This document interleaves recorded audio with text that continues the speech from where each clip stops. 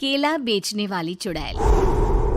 एक बार की बात है, जादूपुर नाम के एक गांव में करतब दिखाती एक औरत एक रेड्डी के लिए गांव में आती है। आइए आइए मेहरबान कदरदान, खाइए रोहड़ा के ताजे ताजे केले। कभी खाए नहीं होंगे ऐसे केले, पीले पीले केले खाइए। ये कहकर रोहड़ा हाथों में 4 केले लिए उन्हें सर्कल में जोर जोर से हवा में उछालती हुई करतब दिखाती है, जिसे देखकर आसपास के सारे बच्चे अपने अपने मम्मी पापा से उस औरत के पास जाने की जिद करने लग जाते हैं। पापा, ऐसा तो सर्कस में बॉल से होता है ना, ये आंटी तो केले से कर रही है। चलिए ना पापा, देखते हैं। रोहड़ा एक पतली सी तार पर चलती हुई केलों से करतब दिखाती है। आते जाते सभी लोग बाहर रुककर उसके करतब देखते हैं और वाह वाही करते नहीं थकते। जैसे ही एक आदमी पास आकर उसे पैसे देने लग जाता है, तब वो कहती है, अरे नहीं नहीं साहब, मैं करतब तो बच्चों के मन को बहलाने के लिए करती हूँ। धंधा तो मेरा केले का है। पीछे देखो मेरी रिड्डी, जो भी मेरे केले खाएगा मेरी तरह चुस्त दुरुस्त और तंदुरुस्त हो जाएगा। पता चलता है क्या कि मेरी उम्र 55 की है। अरे पर ऐसे ठंड के मौसम में कोई केला क्यों खाएगा? ये ऐसे वैसे केले नहीं है साहब, ये शरीर में गर्मी देते हैं।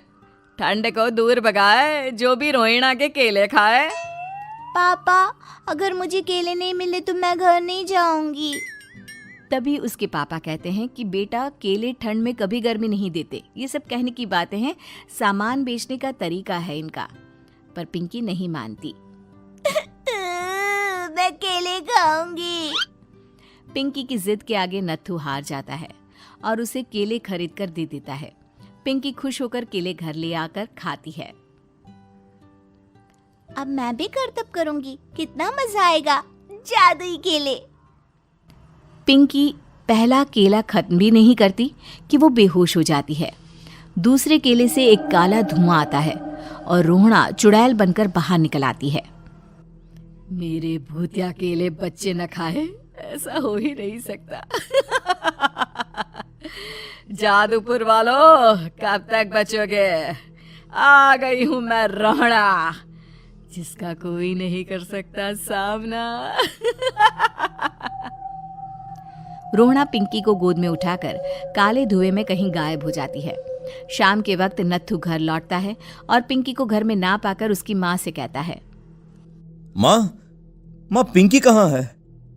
अरे बेटा, उसे तो तू सुबह करतब दिखाने ले गया था ना, फिर कहाँ वापस आए तुम दोनों? मुझे लगा तू उसे अपने साथ मंडी ले गया होगा। हे भगवान, मेरी बच्ची कहाँ गई? मैं उसे घर ही तो छोड़कर गया था माँ। नत्थू गांव के घर कोने में अपनी बेटी को ढूंढता है, पर उसे वो कहीं नहीं मिलती। परेशान होकर आखिर रो रो कर नत्थू हिम्मत हार कर घर लौट आता है। अगली सुबह रोहड़ा फिर से करतब दिखाने आती है और इस बार पिंकी की तरह रोनी केले खरीद लेता है। 50 रुपए दिए थे पापा ने, सारे पैसों की मैंने केले खरीद लिए हैं। अब मैं भी आंटी की तरह ही करतबबाज बन जाऊंगा। यही सोचते हुए रोनी केले खाता है और पहला अकेला केला आधा खत्म भी नहीं करता कि चुड़ैल उसके सामने आ जाती है। मेरे साथ चलने का समय आ गया है रोनी। ये तो बस शुरुआत है। अब इस गांव के सारे बच्चे धीरे धीरे मेरे कब्जे में होंगे, एक बच्चा भी नहीं बचेगा। ये कहकर रोना रोनी को गोद में लेकर काले धुएं में अदृश्य हो जाती है। इसके बाद हर रोज गांव में से कोई ना कोई बच्चा गायब होता, पर ऐसा क्यों हो रहा है किसी को भी समझ में नहीं आ पा रहा था। रोज की तरह अपनी बेटी पिंकी की तलाश में नत्थू गांव के एक तालाब के पास बैठा रो रहा था। कहाँ गई मेरी पिंकी? शकुंतला के जाने के बाद एक वही तो मेरा सहारा थी। अरे उसकी आत्मा कोस रही होगी मुझे कि मैं अपनी बच्ची को संभाल भी नहीं पाया। नत्थू ये कहता हुआ रो ही रहा था कि तभी तालाब में से उसे शकुंतला की आवाज सुनाई देती है। कहाँ थी तुम शकुंतला? हमारी बच्ची और सारे गायब हुए बच्चे रोहड़ा के कब्जे में हैं।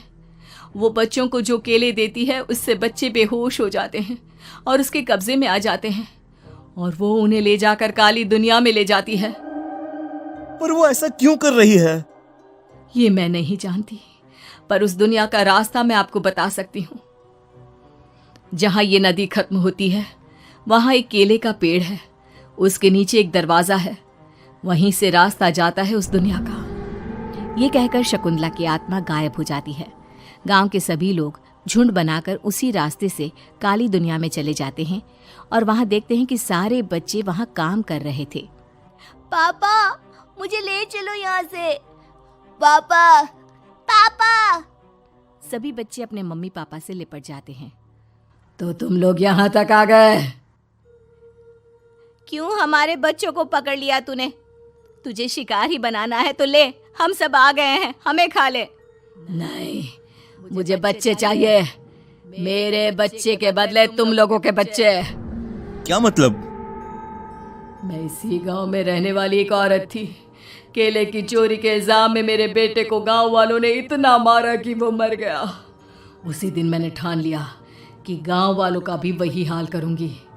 कुछ दिन बाद बेटे के चले जाने के दुख में मैं भी मर गई और मेरी भटकती आत्मा एक चुड़ैल बन गई।